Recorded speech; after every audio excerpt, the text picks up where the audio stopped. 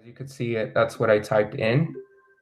And what you're first going to want to do is create an account. You're going to be creating an account. This is very vital because if you do not create an account, you're not going to be able to save the progress of where your kids are at and where your students are at. So that's very important. Also, students also need to sign into their account. If they are having trouble signing in, then I'll talk about that later. And they can also just start going through it as well without signing in. But for right now, I'm going to sign in and I'm going to create a teacher account. I already created this account, so you would go right here and you would create an account if you haven't done so already. But because I already created mine, you could see that my username and password are already saved on there, and I'm just going to sign in.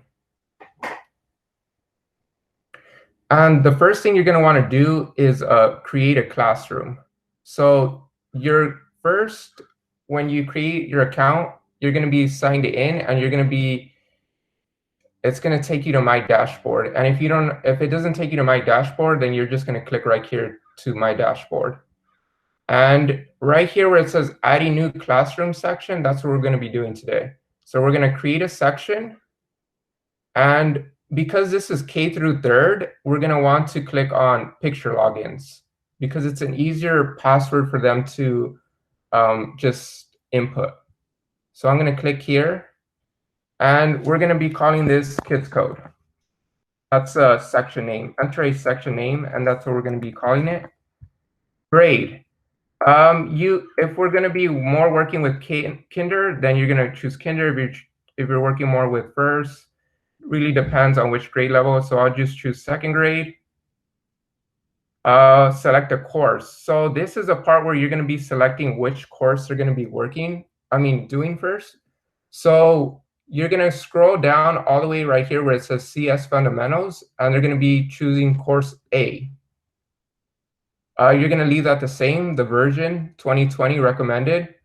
Enable lesson extras. Yes, because once you're done with, we'll just say they're done early, then they could do some extra levels within that lesson, which is great.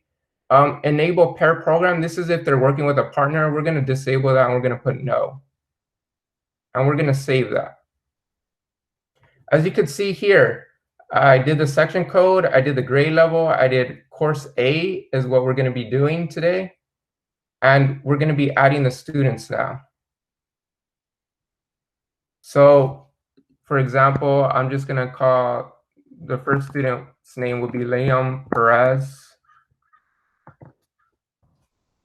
And then his age will be 5 or whatever that case may be, 7. He's going to be male, and then you're just going to add them on there. Then the next student, Lennox Perez.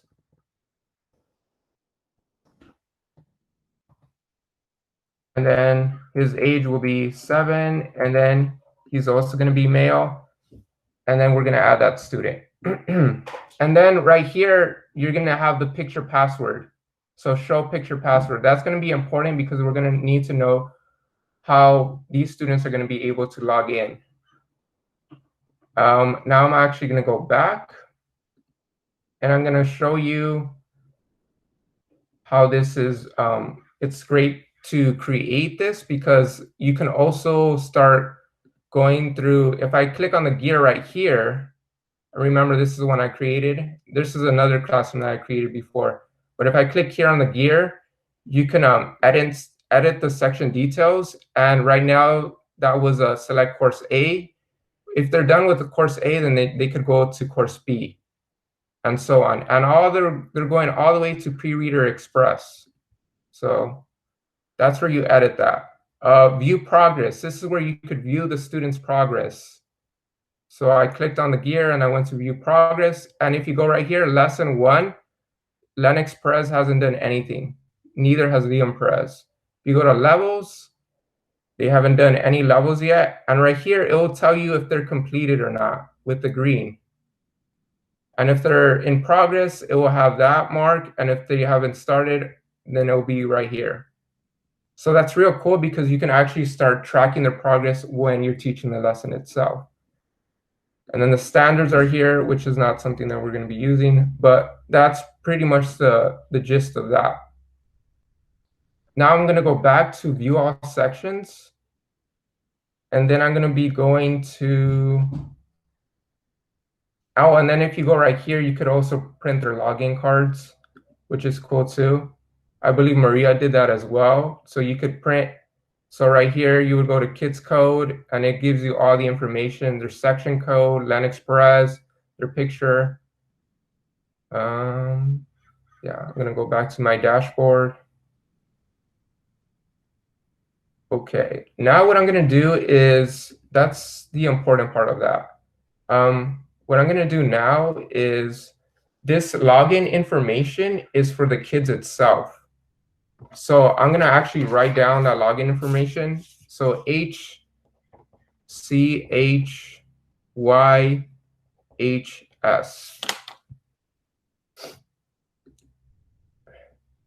And then I'm just going to click there on the 2, and I'm going to show the password. So LenExpress was that dog right there. And I'm actually going to be going back here, and I'm going to be signing out of the account now. So I'm going to go right here. I'm going to sign out. And now I'm going to sign in if I was LenExpress. I'm going to sign in. And so this is where the students are going to be entering that section code that I had written down.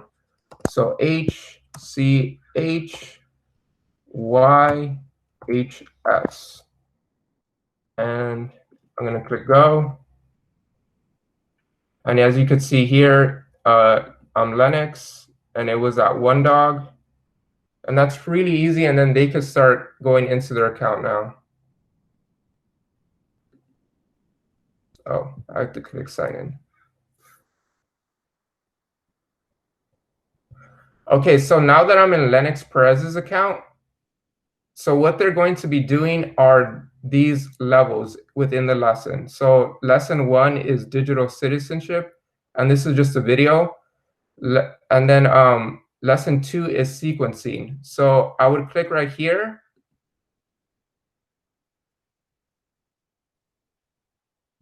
And basically, they're just going to be doing the instructions of these levels. Click the block. And that was basically the first one. And that's basically all they're doing. What I would want you guys to do is show them how to do the first level to all the way to number 3. So the first one I would do, and I'll show them, hey, you would have to grab this block and you would have to drag it here. And that's what we're going to be doing for level 2. And that's what we're going to be doing for all the levels. And for level 3, we're going to be doing the exact same thing. We're going to be adding this on here to complete this puzzle of this snail. And then after that, you would have them do the rest. That's how I would do it. And then after that, you would have them reflect on if it was hard, if it was easy, for 5 to 10 minutes. And well, actually 5 minutes. And then after that, you would have a student show you how to start doing this, complete this, the next 4 to 12 levels that it has. So it has 12 levels. And Christian, if I could just make one note on that. Yeah. Keep in mind that we are using this specific platform, code.org, for our kinder through 3rd grade students. So our kinder, our 1st grade, and possibly even our 2nd graders may not be able to read the instructions. So by showing them level 1, just as Christian stated, that's showing them, here's what you're doing. Maybe in level 2, you're asking them. So allow them to develop their critical thinking skills of, I just showed you how to do the first one. What do you guys think the second one should be? And always keeping your screen as a shared screen. So if you have a student that maybe is on level 4, you're able to say, all right, well, for the rest of us who's still on level 2, let's do this together. And once we get to level 4, you'll be able to see it on my screen. It's a lot harder because we are in this virtual platform. You're not able to go behind the student and help direct them that way. but using really directive language is going to help our students. So reading the directions out loud and then asking the students to do it on their own is going to be extremely helpful when it comes to using this platform for our younger students in this weird virtual setting. So just wanted to let that be known of you shouldn't be showing the students how to do it every time, but use directive language. It says, the directions say, move the box from this area to this area. What do you think you should do? How many of you guys were able to do it? Okay. Communication is going to be key when it comes to facilitating these lessons in this virtual platform.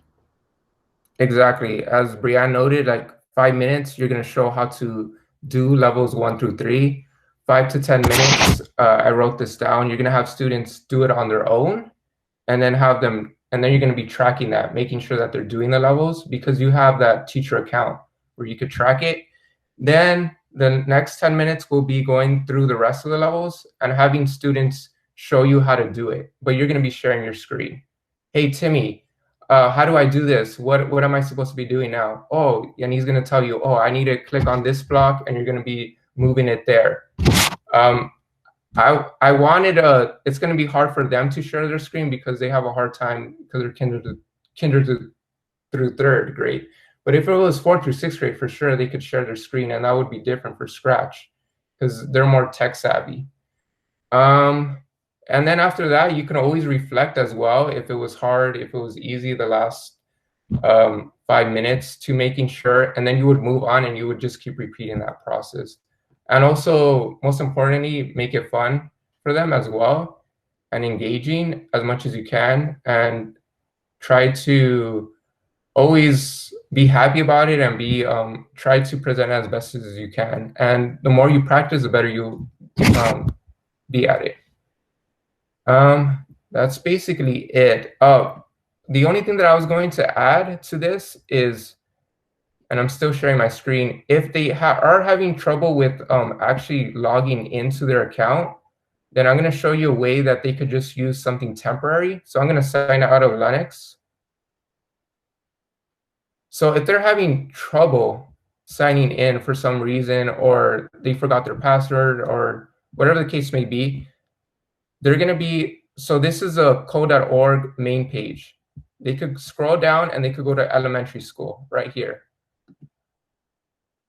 And then you're going to keep scrolling down. And right here, you can actually, they could actually start doing the courses here, course A. And they don't need to log in. But the thing with this is it's not going to save their work. They're not going to know exactly where they're at. They're going to have to remember where they're at. And you could see everything's exactly the same. So we have the digital citizenship, we have the sequencing, and they have the learn to drag and drop. Everything's the same. They just didn't log into their account, and you can track their progress. So, yep, that's basically it for that. Does anyone have any questions regarding KidsCode.org? I have a question, Kristen. Yes. So what is the role of the youth leader besides asking them to get in and them going through their lessons? And sorry, I did step away for a moment, but and if you addressed it, let me know. Yeah. What else do they do besides just kind of watching over them, or do they not do anything else? So it's vital for them to actually sign into their account, like as I stated, because you could track their progress. Right. But we are teaching the lesson in the very beginning. They have to teach the first through third, number one, the first level all the way to the third level. Then after that, you're going to have the students do it on their own for 10 to 15 minutes, but tracking their progress, always checking in on them, seeing if they're doing okay. That's very important. Then after that, you're going to go through all the levels, but the student is going to show the youth leader how to do the levels, if that makes sense. So you did level 1 through 3, and then after that, the students will be doing levels 4 through 12. And then you're going to wait for the students to be done with those levels 4 through 12. And then you're going to be going through them with all the students together. How does that work? So Once they're done with them, you're gonna have Timmy, hey, show me how to do level 4. And then you're gonna have Andrea, show me how to do level 5. But the youth leader will still be showing their screen. Does that make sense? Yeah. Yeah, so because it's going to be hard for them to share their screen. So I think that's the best case to do it, the best scenario to do it. And then I would say after that, they could reflect on how, if they thought the levels were too hard, too easy, what they could do better. It's going to be practice makes perfect. That's how it's going to be with this virtual setting. The more they practice, the better they'll get, and also with the coding itself as well. And the youth leader will also start becoming better at teaching it virtually as well, because we're all new to this virtual setting. I'm new to it as well. I've never taught virtual, but we're all going to be learning this process together. Sounds good? Yes, Okay. Does anyone have any more questions? No? Okay. So I'm going to move on to Scratch, which I feel is a lot harder than this because it's more detailed. This is more like them just going with it. It's not too much teaching because it's K through 3rd. But Scratch is on a little bit different level, and I'll be going through that right now. So I'm not going to be sharing my screen for this. I'm going to keep sharing my screen. I'm going to go to Scratch. And just a reminder to you all, Scratch is the website, the platform we will be using for our 4th through 8th graders. Some of you only have 6th graders or 5th graders at your site, and that's why it'll go. But this is our coding curriculum that we will be using. And just as Christian stated, with coding, you guys are not necessarily going to be teaching it to the student. The websites do it for you. But you will be facilitating, you will be guiding, and you will be supporting students through this process. Exactly how, like Brianne stated, it's very because students will be having questions, and there will be a student or two that will be having a hard time with it, and the instructions itself can be hard for the student for them to understand or grasp, and that's where the youth leader will come in and just help them and guide them the best they can. So now that I went to the Scratch website, make sure that you join an account, because if you join an account, you're going to be able to save your work, and students are going to be able to save their work as well. And that's why it's vital for them to join Scratch. I already created an account, so I'm just going to go to sign in, and you can see my username and password already saved there. So I'm going to sign in. So now we have create, explore, ideas about. So right here, if I click right here to the file folder, this is all the stuff that I have created. As you can see, it's a lot of stuff. And that's the file folder. Basically, it's like all the projects that you have created. And if I click on see inside, I just wanted to go through this real quick. You could see the code that I created for this project itself. And so the folder right here will have you see all the information that you've already done. Now I'm actually going to go back from this, and this is where you could go to the main page of Scratch. So I'm going to be talking about the code blocks. So I'm going to go to create right now.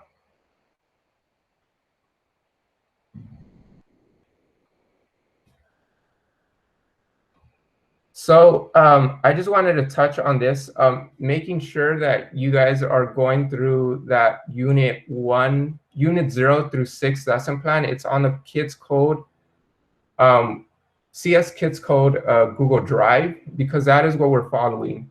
So I'm not going to be showing that, but if you're having trouble opening that document, just let me know, and I'll send you a kind of a PDF of that file itself, but you guys should have that document there, because that's what I'm going to be following. So in I believe it's page 20, you're going to be heading to unit 1, which is like having the cat dance. And all the videos are there of me creating how to do the example videos of unit 1, 2, 3, 4, 5, and 6. And I created them already. And in that CS Kids Code folder, you could see how to do those example videos. So now that we're here, So now I'm going to be talking about Scratch itself. So when there's all these categories. We have motion, we have looks, we have sound, we have events, control, sensing, operations. Do not worry about sensing, operation, variables, and my blocks. Those are not ones that we use in the unit 0 through 6. The only one that we do start using is sensing, but for right now, don't worry about it because there's only these common categories that we use. So motion, what does that do? Motion moves. So when I drag and drop this block, we're trying to put it in this blank canvas. So this is where the code gets started. So motion, what it does is it moves sprites. So if I click here, it will move the sprite 10 steps. Turn, it turns the sprite 10 degrees, 15 degrees, as you can see right there.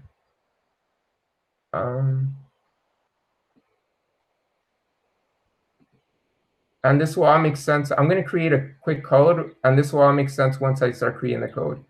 Go to, this is talking about the XY axis, and I'll talk about that in a bit. Glide, so these are all move blocks. As you can see, the only blocks that I use are move steps, 10 to 15 degrees, these ones right here. So I'm just going to drag and drop them. And once I create the code, I will show you some of the blocks that I use in this code. I know there's a lot of more blocks, but I do not use these ones because just because there's so many blocks doesn't mean you need to use them all. Just use a limited amount for the students to understand the concept. So 15 degrees, we know that it turns the sprite 15 degrees. Glide, it moves it to a certain direction on the screen. So does glide XY, and I'll start talking about that in a bit. Once I create the code, you'll start seeing what that does. And this is how you delete the blocks, is you just drag them and drop them here. Looks, so next costume, what this does is, so these ones are used to create speech bubbles and conversations. So if I click here, he will say hello. Next costume, it changes their costume. So if I click here, it would go to their another costume. That's basically what that does. Sound, it creates a sound within the sprite itself. As you can see, play meow sound until done. If I click here, you could also record your sound, which I've never done, but you could also find other sounds as well. If you click here, and then you go to choose a sound, and then there's a bunch of other sounds that you could create. Going back to the code blocks. Events. So these are used to start your code. So the only ones that I use are these. So when the green flag is clicked, when this green flag is clicked, the code will start. When this space bar is clicked on your key on your computer, the code will start. When this sprite is clicked, the code will start. So these are codes that you need in the beginning of your code for it to start on its own. If not, if I choose this, then I'm going to have to keep clicking it by myself. But if I connect it here, then it starts it on its own. Control. What this does is it controls the block. So the ones I use are repeat, forever, and wait.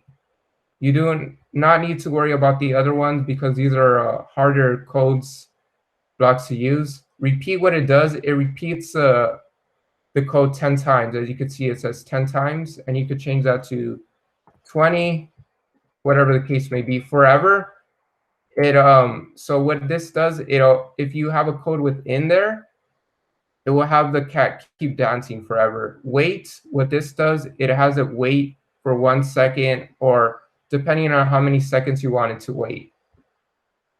And this is how you delete the codes. So now what I'm going to do is I'm going to create a code on my own. And this will all make sense once does anyone have any questions on the code blocks or is everyone okay? Cool. So first thing you always want to do is, if you start learning the codes like that, you're not going to understand it until you see the animation come to life. So that's what we're going to start doing. So what I'm going to do is I'm first going to choose a sprite. So I'm going to remove this sprite. So how do I do that? Right here, there's a trash can, and I can delete it. You can also change the sprite's name. And it's not letting me. I'm not sure why. Oh, it's because I haven't chosen a sprite. Okay, now I'm going to choose a sprite. So how do I do that? You're going to go right here to this area, and you're going to choose a sprite. And I'm going to choose Ben here. What we also want to do is we want to create a background, or a backdrop, as they call it. So I'm going to go right here, and I'm going to choose a backdrop. I'm going to choose the soccer 2 field. Oh, yeah, the soccer 2 field. And now I'm going to change the size of this character. So, and that's how you do it. You just change the size to 70. It's smaller now. Okay, now we're going to start coding. Remember when I told you in the beginning, you need a starting code. And this is the starting code that I'm going to use in the events area. When the green flag is kicked, this code will start. Next, what I'm going to be using is I'm going to choose a repeat block. This will repeat the code 10 times.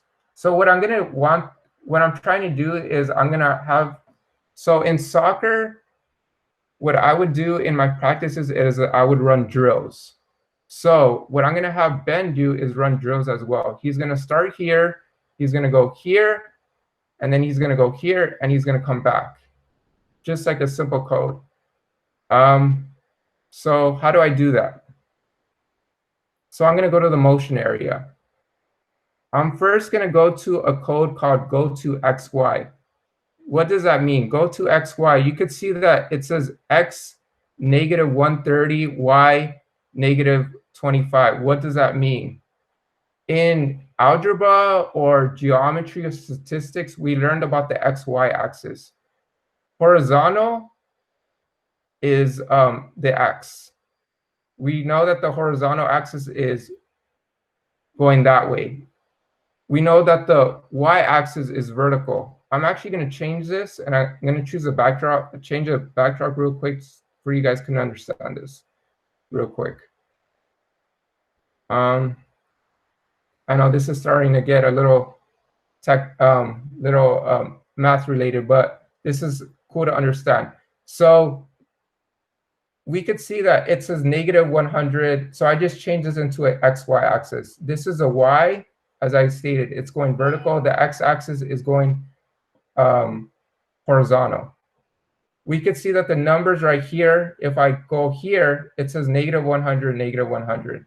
You could see that the numbers are getting closer to that. X is -99, Y is -80. If I move it here, the x-axis would be -101, and then the y-axis would be a positive number, which is 133. And if I keep moving it, you start seeing that. So these numbers will be positive. And if I move it here, does everyone understand what I'm saying right there of the XY axis? Okay, cool. Now I'm going to move on, and I'm going to change this XY grid. And I'm going to change it back to the soccer field. I know that seems complicated, but it's when you start coding it, it starts becoming easier. I'm going back to sports. I'm going to soccer too. Okay, So when we learned about the XY axis, and these numbers were already going to be inputted. So if I move Ben here, you can see that the numbers change. X negative 84 and Y negative 30. And we remembered about the XY axis, and that's why Ben is in the negative area. Remember in the beginning when I showed you that? That's why it's two negative numbers. Okay, so we're going to combine that repeat block, and I'm going to choose that XY. Go to XY. Go to XY means that Ben is going to go there. What I'm going to go choose now is I'm going to choose a wait block. This wait block, what it does is has it wait 1 second. And I think that's fine because we want them to wait a little bit. We don't want it to just go on to the next code. I'm going to go back to here, and I'm going to go to glide XY. You could see that the numbers are exactly the same, but I don't want it to be that. So I'm going to move Ben to here. And you can see that the numbers have just changed. Where is it? The number changed right here to X1 and Y negative 50. And I'm going to combine it there, and I'm going to move Ben here. You could see that the number changed again to that. And I'm going to have to keep adding wait blocks. And I'm going to start duplicating these wait blocks. And how do I duplicate? You left click and you start just choosing duplicate.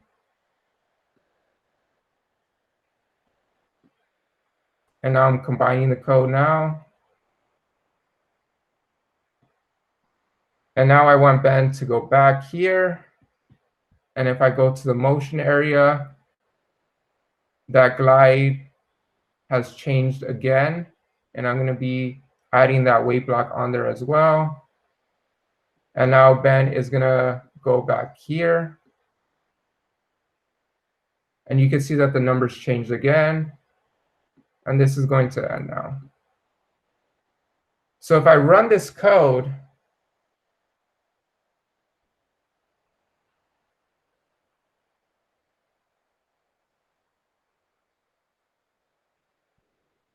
that's what it does, which is pretty cool because you just saw an animation go from one point to another point. And I think that the glide XY is a great code to use when you're using animations like that. Okay, now I want to put some sound into the animation. So I'm going to be choosing another character. I'm going to choose another sprite, and I'm going to choose Abby right here. As you can see, Abby's so huge, so I'm going to change her size to, actually, let's go a little bit smaller than that. 60, and she's going to be right here, and she's going to be cheering on Ben. So how is that going to happen? Is we're going to choose another event block, and we're going to choose when I click this sprite, she will be doing something. So I'm going to go to the looks area, and I'm going to have her say something. And we're going to keep this super simple. Like, you got this, Ben.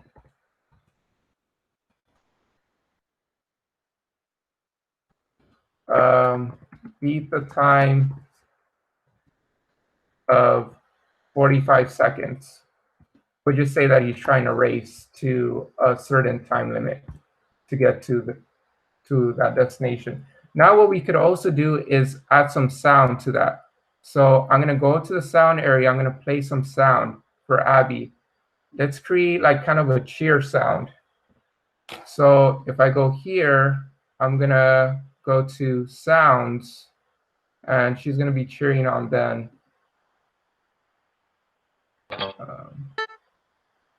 Where do I go? Oh, sports and cheer. So I just added that cheer block. And then I'm going to go here. And once I click, this is how you could stop the code from going. So if I click it, So I just created another code. What I like to do is I like to create this as a story aspect. When you have an idea of what you're going to be doing, it starts becoming, the animation starts becoming alive. You have to have an idea. Once you have that idea, then you start understanding how to create that code, if that makes sense. But for sure, you always have to understand how the code blocks work. Always watch my PowerPoint that I did with Melissa. Me and Melissa did a great job on that, or I believe we did a great job on that, on explaining the code blocks. Because I literally went through all the code blocks, and then I showed you guys detailed videos of actual YouTubers creating animations like the one I just did right now. Sounds good? I know this seems a lot in the beginning, but once you start understanding the code blocks and you start practicing it, it becomes literally like second nature. It becomes really easy to start understanding it. But like I stated, practice makes perfect. And you're not gonna, it's not gonna be easy in the beginning, because nothing is easy in the beginning. But once you start doing it and the kids start doing it, it will become easy. It wasn't easy for me in the beginning either, but I started just like playing around with it more and more, and it just started becoming easier. And I like to incorporate a lot of sprites into my animation, because I think that just starts creating that story, you know. And I like creating a story, and that's what I think this Scratch is trying to create, is a great story. And then have students share their animations, because they have that share option. Even though we're not physically there, they have that time to share their animation. Hey, Jimmy, what did you create? And he created something different. And then I think that's real cool once you start seeing that. Does anyone have any questions on Scratch? I know I probably went a little too quick, but it's due to time.